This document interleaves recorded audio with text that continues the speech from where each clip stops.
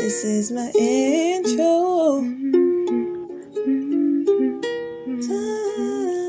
Hey loves, it's me Destiny, and today I'm back with a really quick video to show you guys how I reattach / repair my thinning or damaged locks. So let's just jump right into it.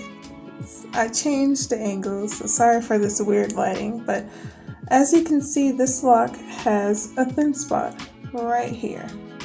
What I'm going to be doing, so I'm going to be taking my scissors, finding my thin spot, and cutting in the center. Actually, it doesn't really matter, you just want to cut within your thin spot. So now all I'm going to do is comb each end out till about right here. Alright, so all I'm going to do is take both of my frayed ends and lay them on top of each other. And I'm going to make sure I overlap it to the point where the frayed ends are touching matured lock.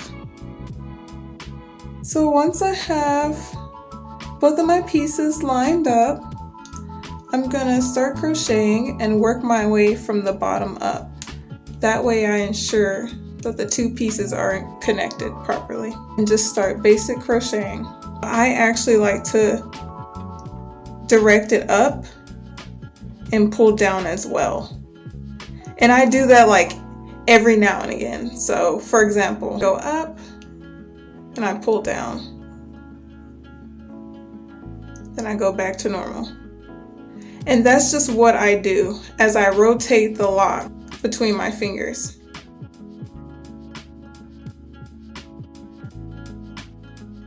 As you can see, I'm working my way from the bottom up.